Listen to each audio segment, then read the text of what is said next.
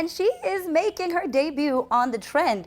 I didn't know this is your first time ever on The Trend. Yes, it is. First time. What? I know. All of those years? Apparently I was banned. Should I say that? I can't say that again. Well, you already did. I didn't know you were banned. Yeah, there's some guy here. What's his name? Anyway, whoever he was, I don't know. I think someone had probably booked me and I didn't know and I didn't show up, so he got mad. I don't know, but you should never do that again. Stop that. Yeah. Whoever you are. We don't know who that guy is. Only one guy we knew was Larry, but you're here now. Yes, I am. So I'm so happy to have you on the show, and I want to give you some Tic Tacs. I'm not hinting at anything. I'm just like, welcome to the show.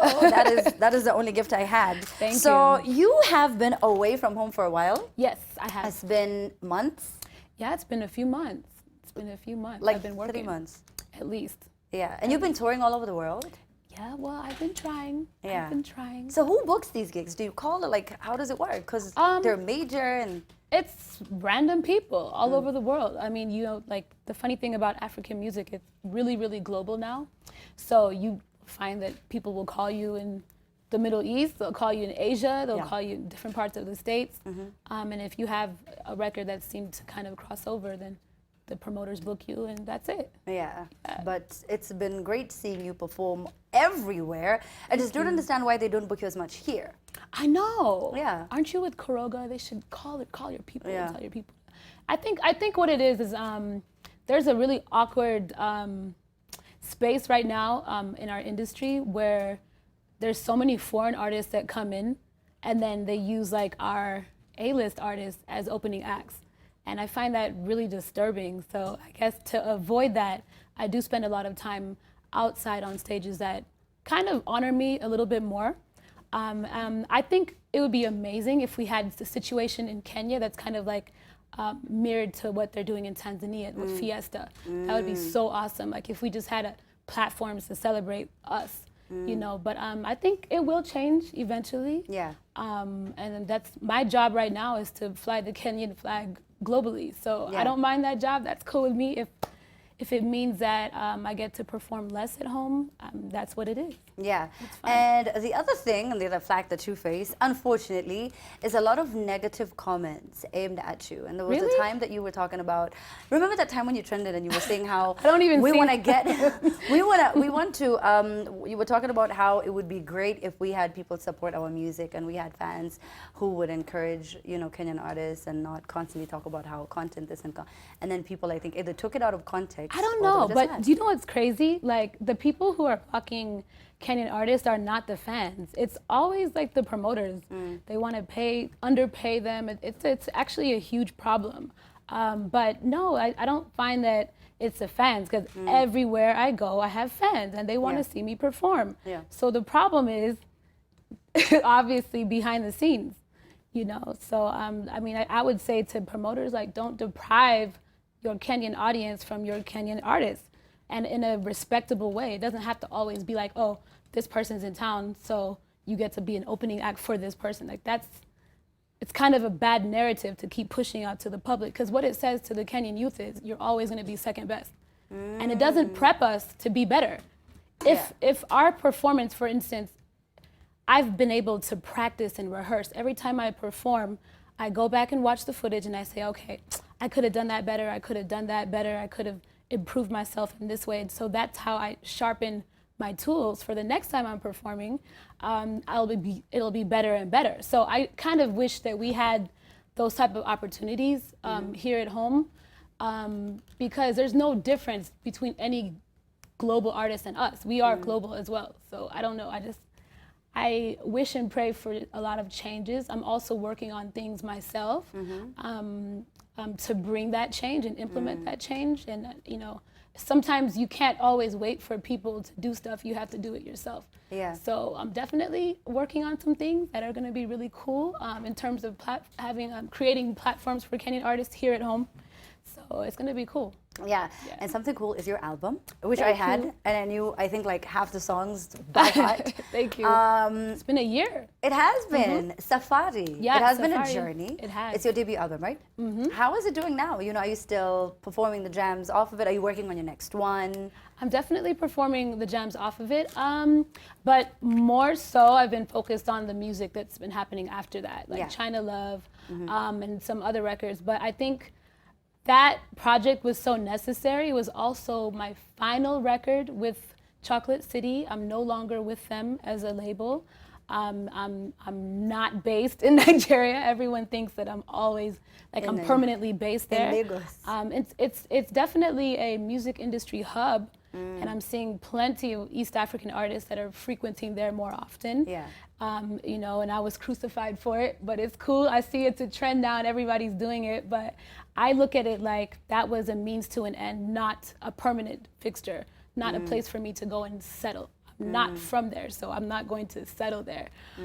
But they received my music first, and they put me on stages first and more frequently, and it's kind of sad that that's where I'm getting, yo, come perform here, come do this, and I'm like, guys, I really want to stay home. Like, I wish I could just have that same type of energy here in Kenya, but I mean, I guess we're still gonna get there. We just have to get over this whole outsiders are better than us thing, and when we do, you know, we'll thrive just like anybody else is on the continent. Yeah.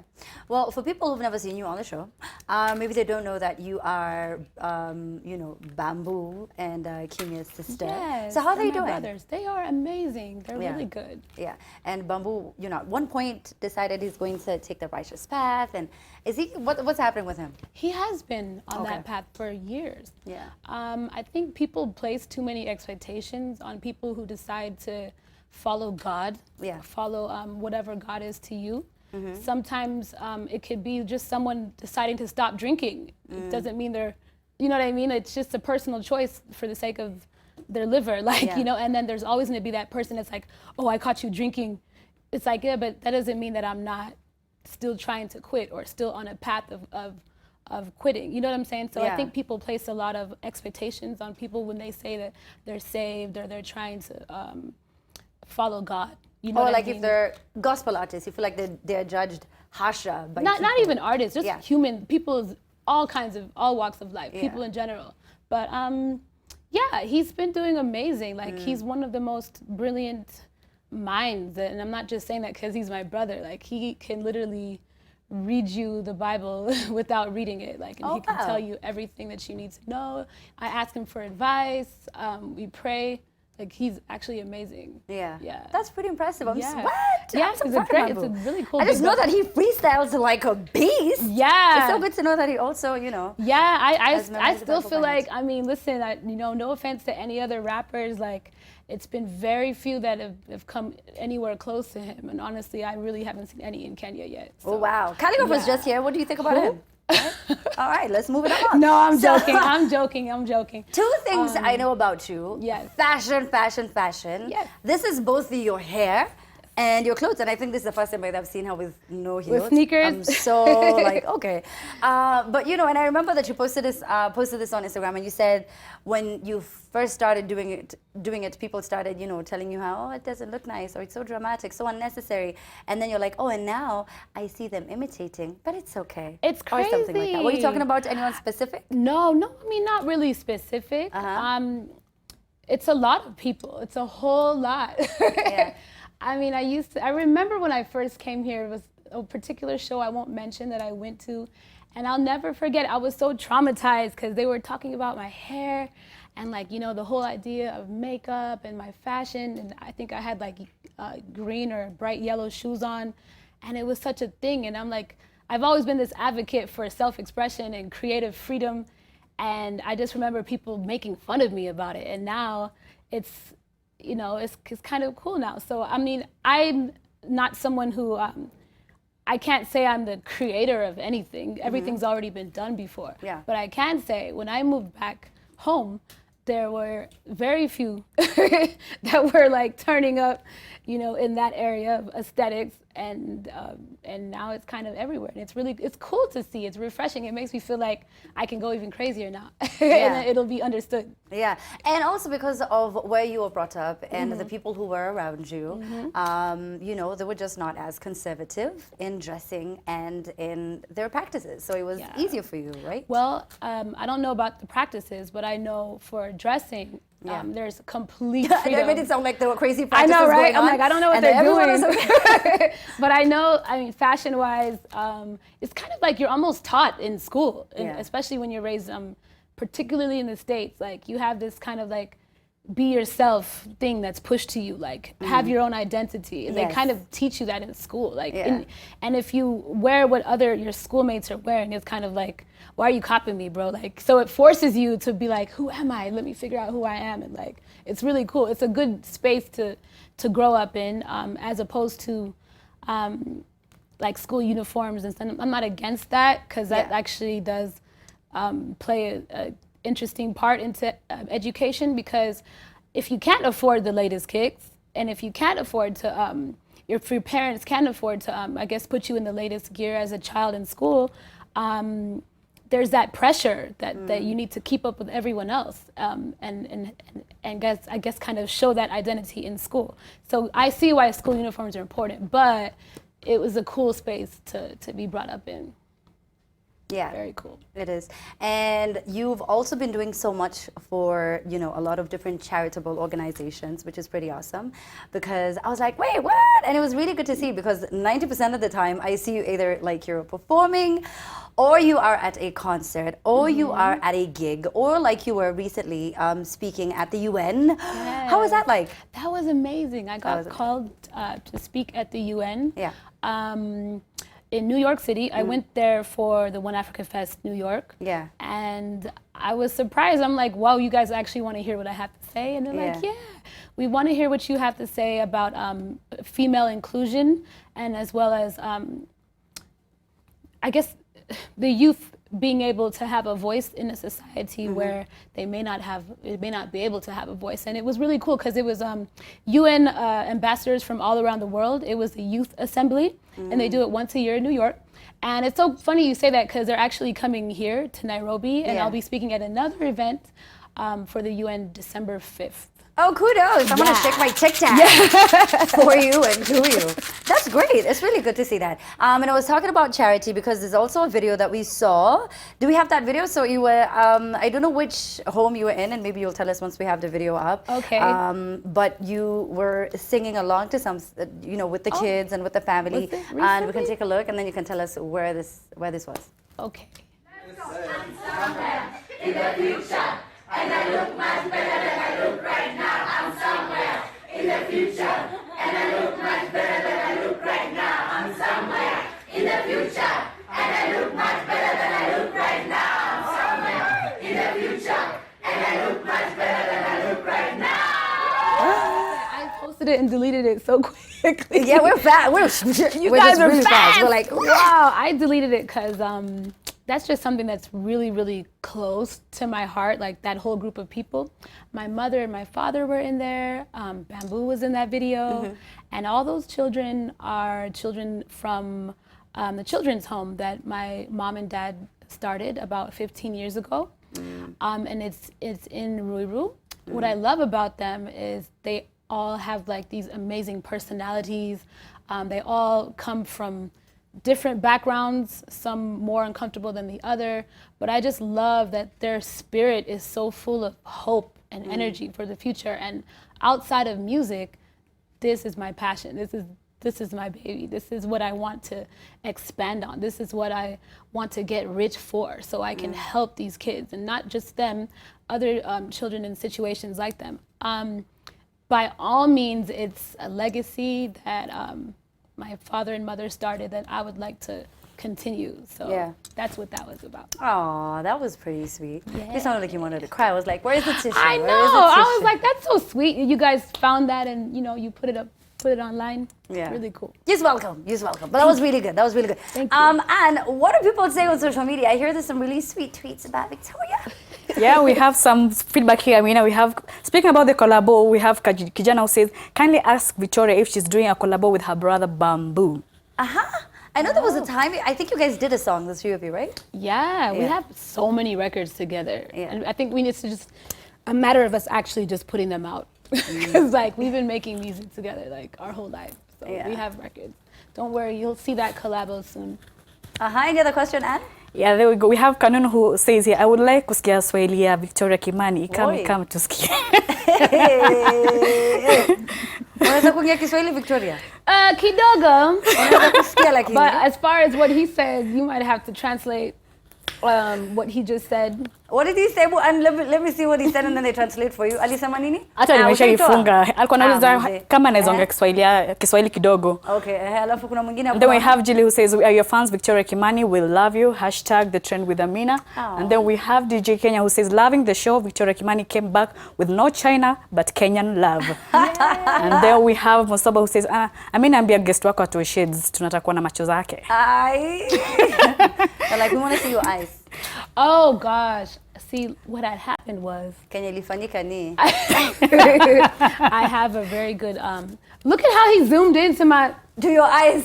I'm not showing my eyes today, unfortunately, and I hope you don't take it the wrong way. Yeah. I'm very tired, and I have this thing where when I'm tired, I have like bags under my eyes, and I'm like, I'm not coming on TV like this. I'm just gonna be cool. I'm gonna wear my shades. You'll understand. Look like a diva. I never wear shades on TV. It's true, like, she doesn't, I've never done that before, but today is one of those days. So forgive me. I'm sorry. So, you know, Victoria, maybe there's some people who are like, wait, why doesn't she speak any Swahili and why does she have such a thick accent? I know. Well, you know what? In fact, I'm going to take this time to tell everyone who's going to another country and to have children there, speak to them in your language, because if you don't, they'll end up like me. Yeah. It's crazy. Like, growing up, my parents literally just spoke to me in English. Yeah. And I used to ask them, like, why, like... You wanted to learn Kikuyu and Swahili? Everything. Yeah. But I don't think they anticipated moving back here. Yeah. I think they thought at that time, growing up, that we would just be in America and they're going to raise American kids and that's it. Yeah. I don't know what their expectations were, but obviously God had a different plan. Yeah. I've tried to pick up a few lessons. Yeah. There was actually a time I was trying to learn, and I went to this radio station here in Kenya. I won't say which one it is. And they were speaking to me in Swa, and I tried to reply them and they started laughing at me. And I was like, you know what? I'll just stick to English. Actually, I'll just stick to English. You can have that, and whoever understands me understands. Wait, so unaweza ongea kidogo ni venye tu iko na accent yako thick. Very. Unasikia Kenya nasema? I can understand. I can actually understand more than way more than I can speak. Yeah. So, but you need to Hebu like sema slide in. kidogo. Si hatuwezi mind. Hatutacheka. Mtu asicheke hapo kwa studio. Nope. I'm not going to give you guys the opportunity to make fun of me. We will not. Of course you and all of whoever's watching at home will. No, guys. Just love me how I am. Yeah. So just say lakini bado nawapenda. Nope. Okay.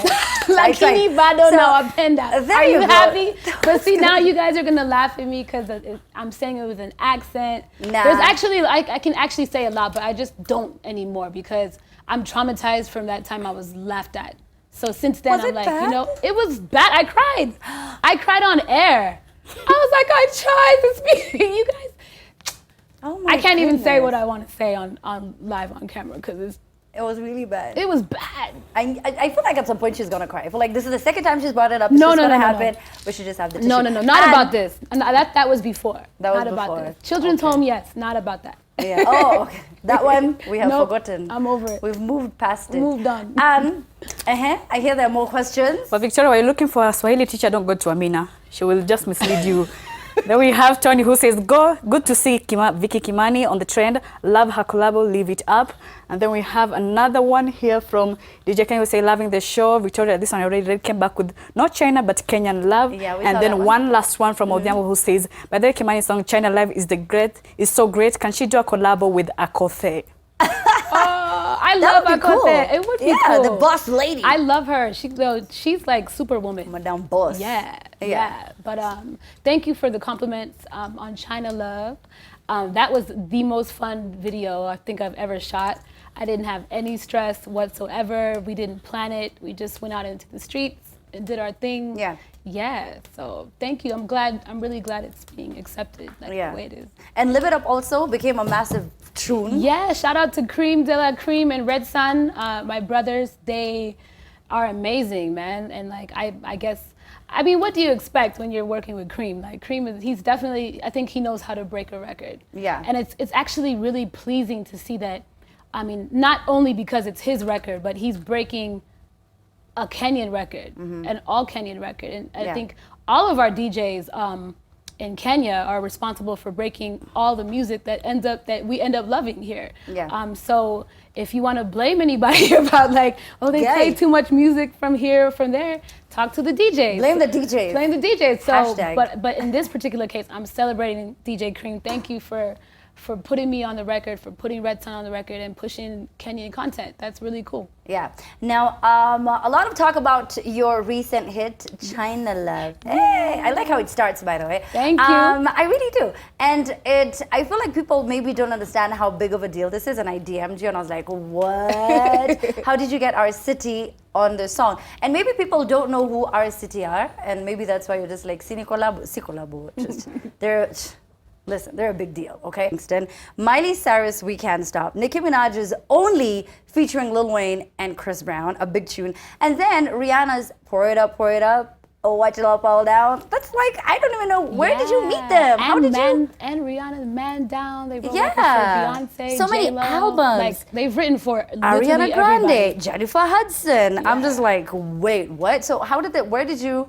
meet them? I met those guys years ago, like before I moved back home. I tell people a lot that I do have a background in songwriting, so we shared a lot of the same studios, we knew a lot of the same people, and I mean, they're just cool guys, and over the years you stay in touch.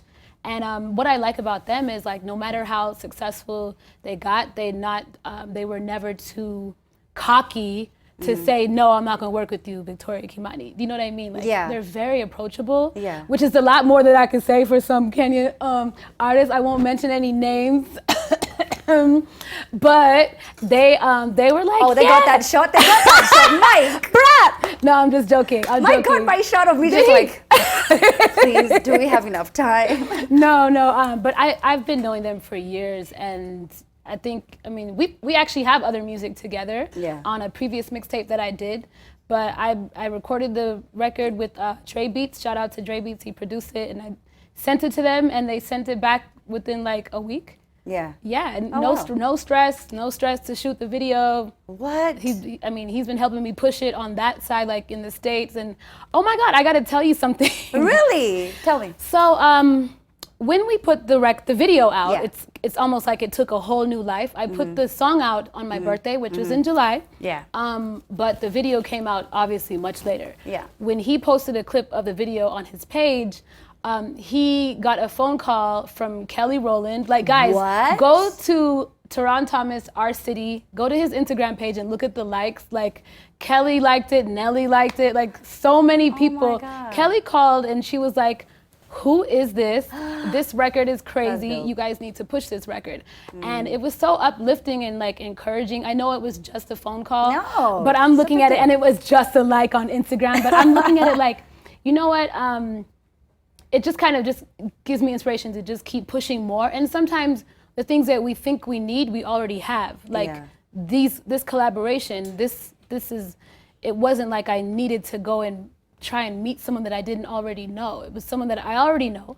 And it was just a matter of finally linking up and getting the work done. Yeah. But yeah, it was really cool. It was really, really cool. Oh, that's great. So when it's all said and done, Victoria, what do you want to be remembered for?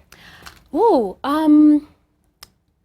art and giving back. Okay. Ultimately, just art and giving back. That's dope. Yeah. That's dope.